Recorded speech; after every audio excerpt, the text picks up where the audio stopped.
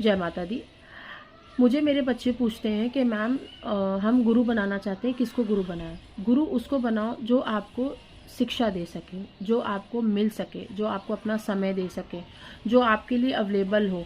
चाहे कितना भी मुश्किल काम में क्यों ना फंसा हो गुरु, लेकिन आपके लिए समय निकाल ले। आप उनके लिए समय निकाल लो, आप उनके लिए सेवा निकाल लो। क्योंकि हम अपने पेट के लिए तो सब कुछ कर लेते हैं, अपने रोटी कपड़े मकान के लिए तो सब कुछ कर लेते हैं, लेकिन जो व्यक्ति आपको आगे बढ़ा रहा है, जो व्यक्ति आपको समझा रहा है, जो व्यक्ति आपको ज्ञान दे रहा है, आप उनके लिए कुछ नहीं कर पाते हो। तो ऐसा बिल्कुल ना करें। दूसरी चीज़, शिक्षा आपको हर जगह नहीं मिलती है। दीक्षा आज के समय पे आपको ऑनलाइन भी मिल जाएगी। ऑनलाइन ना जाने कितने ही लोग हैं जो पैसे लेकर के आपको दीक्षा दे देंगे, मंत्र दीक्षा दे देंगे, नाम दीक्षा दे देंगे।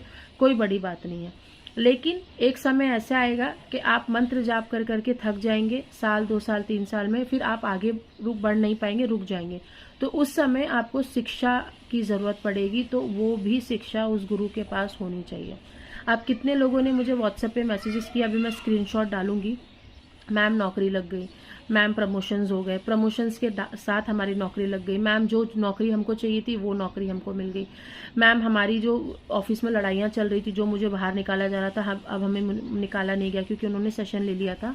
उन्होंने मुझे बोला था अर्जेंट लेवल पे सेशन चाहिए क्योंकि मेरे को नौकरी से निकाला जा रहा है और मेरे ऊपर बहुत परिवार का भार है, परिवार मैं ही संभाल रही हूँ, तो उनकी भी नौकरी रुक गई। तो बाकी बहुत सारी चीज़ें हुई। अभी स्क्रीनशॉट धीरे धीरे डालूंगी मैं।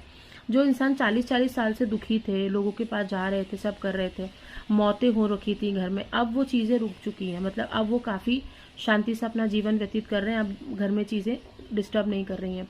तो कहने की बात यह है कि जो गुरु आपके लिए समय निकाल सके, जिसके लिए आप सेवा निकाल सको, जिसको आप अपना भी धर्म कर्म का काम दे सको, जिसको तुम भी धर्म कर्म का काम उससे ले सको, ऐसे व्यक्ति को गुरु बनाओ। उसके साथ उसके बैठो, उसको देखो, उसको क्या आता है, क्या हमें जो चाहिए वो उसके पास है क्या, जो हमें जो सीखना है क्या वो सिखा सकता है क्या। तो गुरु को परखो, गुरु भी आपको परखेगा। ठीक है। अब परखने का मतलब ये नहीं कि सर पे जाके बंदूक टान देनी है, नहीं। आराम से देखो कि उसको क्या आता है, उससे बात करने के बाद, उससे जुड़ने के बाद आपको कितना फ़ायदा हुआ है, कितना लॉस हुआ है, ये सब कुछ देखो। तब जाकर के उससे दीक्षा लेनी है। दीक्षा लेने के बाद आप उस गुरु से बंध जाते हो, इस बात का हमेशा ध्यान रखना। इसीलिए दीक्षा सोच समझ के लीजिए, बंधन में ना बंधिए। अगर दीक्षा लेनी है तो आपके अंदर से आवाज़ आनी चाहिए कि मुझे इसी इंसान से दीक्षा लेनी है, और वो इंसान आपको बार बार सपने में आकर बचाएगा, तब जाके आप उस गुरु से दीक्षा लेंगे।